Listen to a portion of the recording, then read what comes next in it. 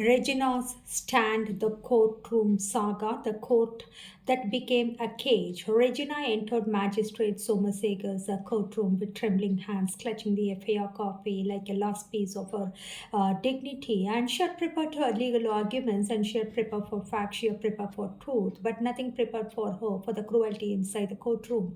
The moment she stepped in, 20 pairs of male eyes turned toward her. Shibu, his advocate, other lawyers, clerks, bailiffs, and curious strangers, and some police who had gathered only to watch a woman break. Their stance were not neutral, and they were calculating, judging, mocking, hungry for gossip, and she could feel her spine freezing. Her public prosecutor stood from her and uninterested, flipping through his papers as if it were a traffic violation case. And Shibu smirked at her confidently, and then he knew the system was on his side. And then Magistrate Somaseka walked in, and the man in his 40s, sharp-tongued, impatient, notoriously biased against women who filed harassment cases, and he is more of flamboyant attitude. He wore authority like a weapon. He looked at Regina for 3 seconds and make up his mind. Victim present, step forward, give your statement in open court. Regina felt a stab of panic.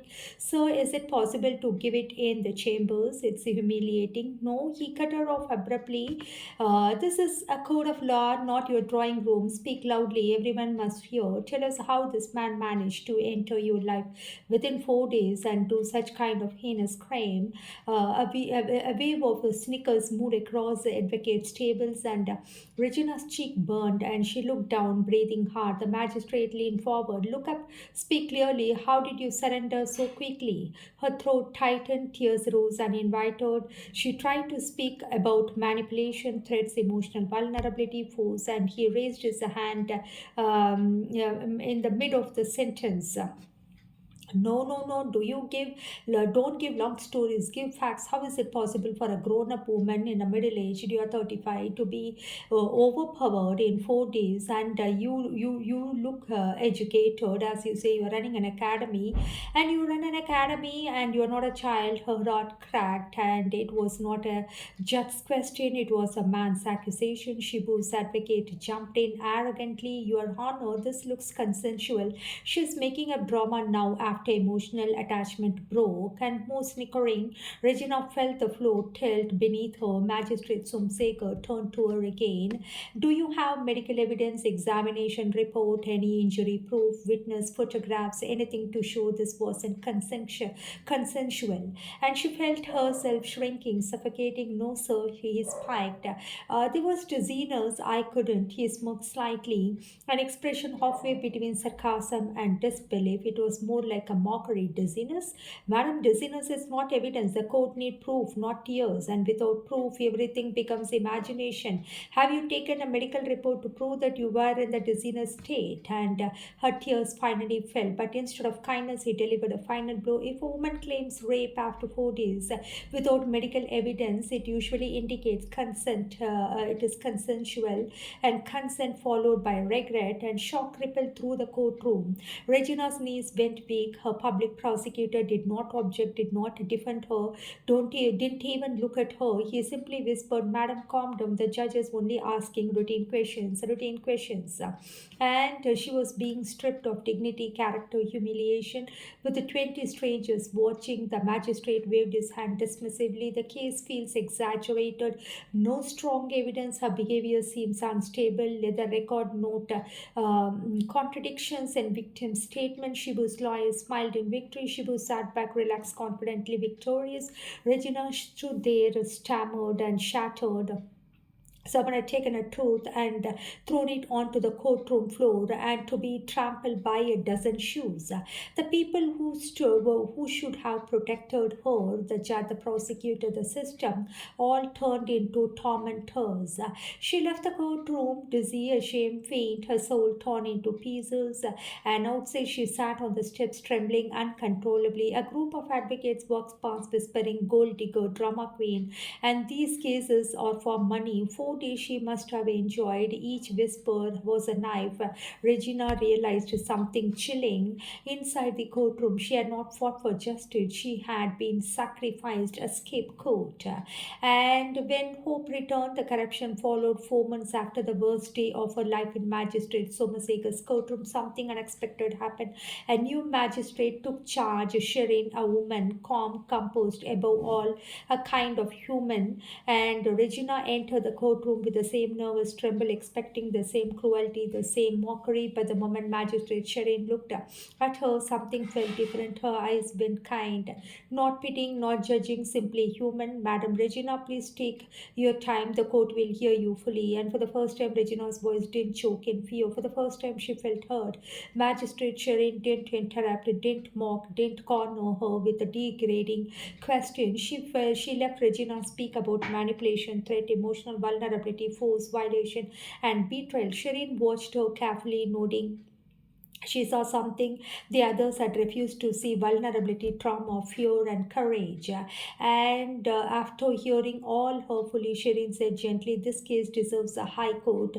If proven, the punishment will exceed 7 years. I'm transferring it to the Sessions Court." For the first time in years, Regina walked out with a small seed of hope in her chest. But hope dies easily in corrupt systems. A new public prosecutor, a new betrayal. Her case now landed under a senior woman public prosecutor, a woman in her nearing 60s, set to retire in 6 months and known in the court corridors for a greed. In the beginning, Regina trusted her because she was a woman and very old woman. And within weeks, the prosecutor revealed her true face. "Bring lax, otherwise your case will die slowly. I cannot fight without motivation. You need to understand court culture." Regina felt stabbed. A woman asking another woman to bribe her to get justice for a crime against her womanhood. When Regina refused, everything slowed, dates postponed, files misplayed, summons delayed. 2 years and 2 whole years wasted because Regina refused to pay. And after 5 years, the case enters a Sessions Court during COVID. By the time the case was actually transferred to Sessions Court, and before the case goes to the court, it was in the police for the FIR and other things. Almost it took 2 years to enter the court, then another 5 years in the court, and the world has changed entirely. COVID had locked people inside, but corruption was still roaming freely in the courts. And Regina met her new advocate, Prasad, the public prosecutor, man with a loud voice, oily words, greedy eyes. At first, he behaved supportive, but soon he began the same game. "Madam, come to my house in the evening. We can discuss your case privately." Regina felt the same fear she experienced with Inspector Shankar, the same tone, and then she said, no, the same hidden agenda. And then came the team, and Prasad said, "Look, this case will take minimum another 2 to 3 more years for verdict. You won't get your jewels or money back. Maybe punishment may not be. And if you want settlement, I can arrange it, but I want 75% of the compensation." Regina couldn't believe it. 75%, sir, I have nothing now, not even a rupee. I lost everything in lockdown. I'm a pauper. Please help me. I have only truth. He looked annoyed, like she was wasting his time. "Madam, justice is expensive. You cannot pay. You don't expect miracles." The shameful court scene with the Subramani, the magistrate, and then came another nightmare. Regina entered Sessions Court before Magistrate Subramani and hoping at least formality would protect her. But the humiliation returned. Prasad stood up and said loudly, "Your Honor, my client is struggling because she works as an online teacher and loses income due to frequent trials, and she is willing to compromise." Regina felt the fire in her chest and she shouted, "No, I never said that. I want justice. Why are you lying?" The entire court turned. Prasad face changed to anger and insult. The judge raised an eyebrow, irritated. Shibu's lawyer smirked, enjoying every second, and Subramani leaned forward and stared at Regina from head to toe. Then came the filth. "Madam, what are you talking? How do you expect me to believe you were raped? You are educated, middle-aged, matured, and women like you don't fall so easily. And that too within 4 days. How could you trust without your knowledge knowledge. How could he enter? As you allowed him to enter, and this happened, it is not rape, it is more of consensual sex. And is there any proof that he had spiked and had sex with you? And as you are narrating, is there any medical evidence? This sounds more like regret, not crime. Again, the same repetition, what she has repeated in the trial court for the past 5 years. The words could cut through her like knives, and she bowed her head, cheeks burning, tears dropping on the floor. Every male counsel in the room laughed under their breath, and some exchanged knowing glances. Some heard one whisper. She heard one whisper, drama, another, money case, another. She enjoyed, and she now regrets. Her soul shattered. The insult of money. The judge looked at Prasad. So, what settlement? Shibu's advocate said loudly.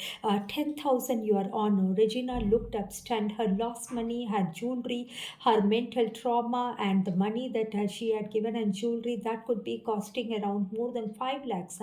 And then they threw only 10,000 like crumbs to a beggar. Prasad smiled internally, and he had already siphoned 9,000 even from that quietly for himself, and handed Regina only 1,000 for a transportation, a mockery and insult beyond words. Regina's final plea during COVID, trembling, heartbroken, and she told the judge, Sir, please give me verdict soon. It's COVID time. I'm suffering financially, mentally, physically, and psychologically. I cannot take more dates. Please, sir, please end this. And Subramani slammed the desk. Madam, this is not your house. Don't order me. Courts work on system, not on your convenience. Go outside. Wait for us to call you. His voice echoed like a prison door slamming shut. Regina left the courtroom with her dignity crushed, her hope bleeding, her faith in justice shattered, yet she still walked slowly, painfully, and with a strange fire raised inside her again. The system broke her but could not kill her, and Regina had prepared meticulously for the next trial, and she had audio recordings, threatening messages, proof of the jewelry Shibu had extorted from her, and she believed that these documents, justice would finally prevail after 8 long years. But as the trial progressed, she began to notice a troubling pattern. A public prosecutor, Prasad, seemed unusually distracted, evasive, reluctant to introduce her evidence.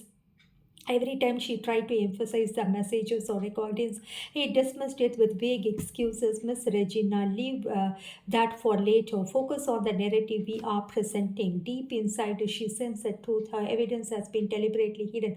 Prasad was not fighting for justice. He was expecting a bribe. One evening, Prasad called her, his voice casual yet commanding. Regina, come to my house late evening. Let's discuss this further. Regina felt her stomach turn, and she knew that what he meant. He wanted money and expected me to comply. Quietly, she replied firmly, No, Prasad, I'm not here. I'm here only for justice, not to meet you in secrecy or negotiate a bribe. I will not compromise my dignity. Prasad sighed, frustrated. If you want this case to end, you need to be practical. Fight. Otherwise, fight another 2 to 3 years, or we can settle now. How much do you need? Regina's voice did not waver. And this case is not about money. If it were, I would have taken the settlement before it have reached the court. The same thing was asked by the inspector Shankar. I need justice. I need my stolen money and jewelry back, and I need the culprit, the criminal, the predator to be punished. Prasad laughed bitterly. It is difficult to get both, honestly, Miss Regina. You are a loser in the system if you insist on justice. Her heart burned, but she replied resolutely, I may lose here, but I will not lose my dignity or my principles, Mr. Prasad. And days passed, and despite her courage, the system failed her. On the day of the final verdict, Regina received no summons, and she was completely unaware of the court proceeding. The judgment was passed without her presence.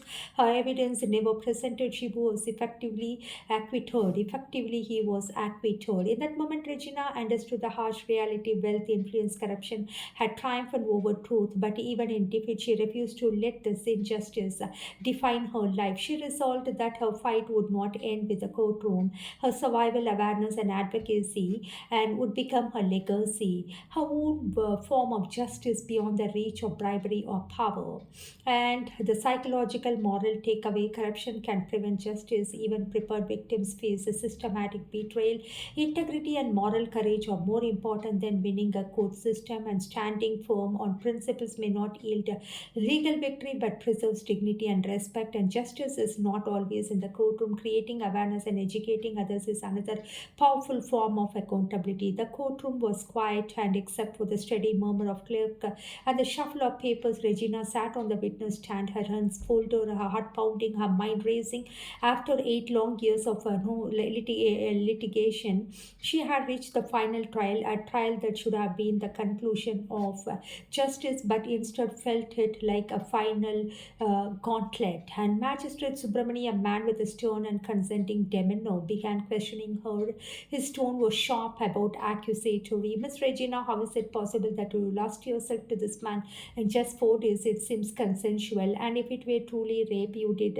Why didn't you file an FIR immediately? You did not provide any kind of medical report, evidence, or proof of the jewelry that you have lost to him. Regina's chest tightened. Every word felt like a judgment, a subtle insinuation.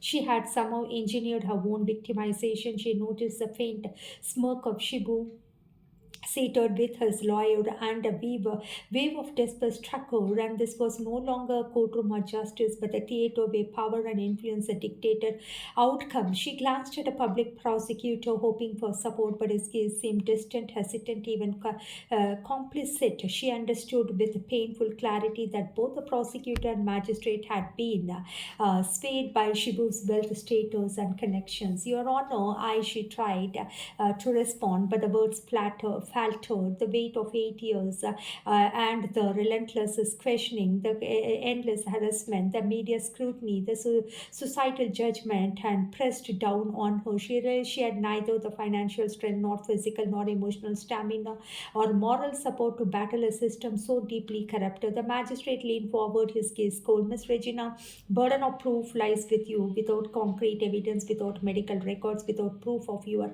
losses, this court cannot rule in your favor. Regina's mind wandered on COVID 19 and lockdown, the isolation, the fear, the exhaustion. She had spent years fighting, yet here she was vulnerable, powerless, trapped in a system that was meant to protect her but had become an instrument of humiliation. For the first time, Regina did not fight back. She took a deep breath, bowed her head slightly, and whispered to herself, To God I leave it, my dignity, my strength, my truth, and no one can take that. In that moment, Regina accepted her fate. She could no longer rely on the legal system to deliver, and justice, yet she realized that justice was not solely in the hands of courts and judges. Her survival, her courage, and ability to educate, empower others are already carved a victory beyond any verdict. And though the magistrate were harsh and unjust, Regina's spirit remained intact. She resolved that even if the world failed her, she would continue to raise, continue to mentor, and continue to protect other women from falling prey to predators and corrupt systems. And she was waiting for the final judgment. Somehow it could be helping her. The final verdict she never heard. 6 months passed after the day Magistrate Subramani threw her words back to her. 6 months of silence, confusion, fear, and waiting. Regina kept checking her phone for a court message. Visitor the court office twice. Both time clerk waved her away and date not fixed yet. Come later, and we will send you the summons. There was no update. And her advocate Prasad, and because he had already gotten what he wanted, money, ego, control. Then one morning, when she was preparing her online class, a woman she knew from the court corridor sent her one casual, cruel message. Your case is over, madam. Acquittal. The criminal has been acquitted. Didn't you know? And Regina froze. The world around her blurred. She immediately called Prasad. He didn't pick up, and she asked the public prosecutor. The second time he cut the call, and third time he messaged. Yes, madam. The accused Shibu got acquitted. No evidence, lack of proof, witness. Court declared him innocent. Case closed. I told you already. This is how it ends, and you are a loser. No remorse, no explanation, no humanity, just a final punch. And Regina felt her knees weak. She sat down on the floor of her empty room, the room she had once fought with fire. Now she felt emptiness, and the cruelest part, she was never summoned. Later that week, when she visited the court office, the clerk looked at her casually. Oh, yes, the verdict came last month. You didn't attend. But anyway, your presence wasn't needed. Presence wasn't needed. Her truth, pain, her dignity, none it was needed. The court had finished her case like closing file no one cared to read. And no call, no notice, no message, no information, just silence and a signature on a paper declaring accused is acquitted due to lack of evidence. A system that failed. Regina read the judgment copy standing in the corridor, and it stated no medical evidence produced, no witness, no immediate FIR, no physical proof. Contradictions in a statement created by the PP investigating officers did not produce audio or messages or any other supporting proof or witness. Prosecution failed to argue and benefit of doubt given to the accused. Benefit of doubt, the phrase tapped her. Shibu walked free. His name cleared, and he is no more a criminal. His ego triumphant, and he went back to his luxuries, his cars, his villas, his life of indulgence. And Regina, she walked out of the cold building, her ghost. No tears, no anger, but just an unbearable silence pressing her chest. The day she accepted the fate, she walked home slowly, every step heavy, like she was carrying the weight of 8 years of battle on her shoulder. And she could not scream, and she could not break down, and she could only collapse in despair. Instead, she sat on a bed, looked at the ceiling, whispered to herself, God, I leave it to you. I have nothing left to fight with. No money, no power, no manpower, no support or strength, or I surrender.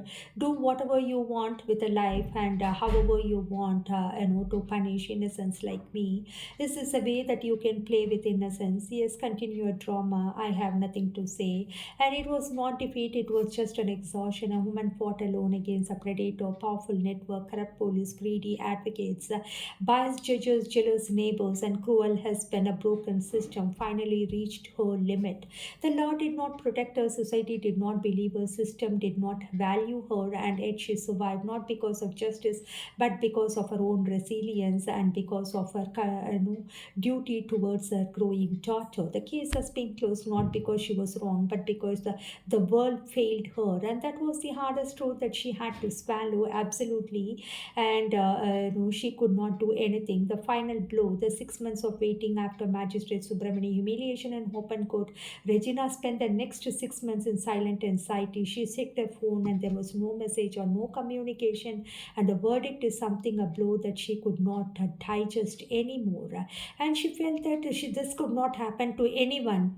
And she decided that the failed system, what she faced, the predators was protected, victim was discarded, legal system built to deliver justice had destroyed a woman. Instead, corrupt police, greedy advocates, plus magistrates, biased magistrates, jealous neighbors, all these things she want to narrate it as a story.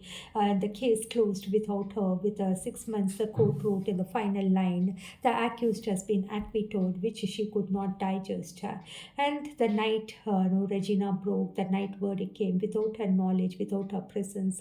Felt something inside her collapse. She sat alone in a rented house. Her daughter slept in the next room, unaware of the staff that were tearing her mother apart. 8 years she carried shame, humiliation, police teasing, court interrogation, neighbor gossip, constant fear, emotional wounds, financial loss, and now zero justice, zero truth acknowledged. Regina looked at the ceiling, repeated, why me? Why did I have to suffer this much? What karma did I play? For the first time in her life, Regina felt her spirit collapsing. She cried uncontrollably, screamed silently into a pillow so her daughter wouldn't hear, and she had no strength left. In the darkness, a terrible thought crossed her mind. Maybe my life is over. Maybe I should disappear. But then she heard something, a soft voice, a daughter murmuring in sleep. Amma, that single word pulled Regina back from the edge. Her daughter needed her, and that was enough to keep her breathing.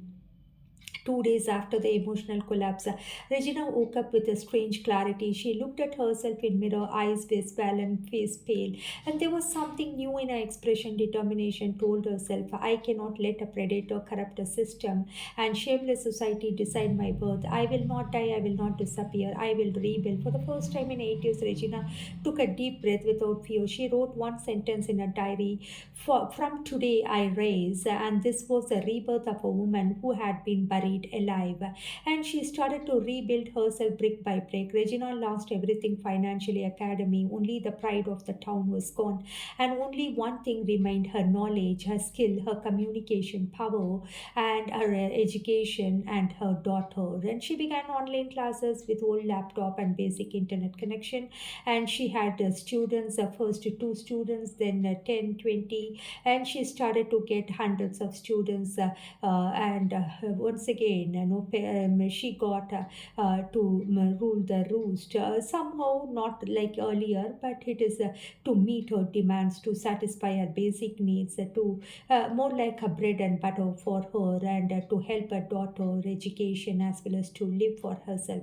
Her estranged husband, still a parasite, living off whatever she earned, mocking, humiliating, finally ignored him. Regina, she ignored him completely. She used her energy only to grow her classes, buy books, heal her mind, protect her daughter, understand herself deeply, slowly, like a lotus rising from muddy water. She rebuilt herself from the murky pond.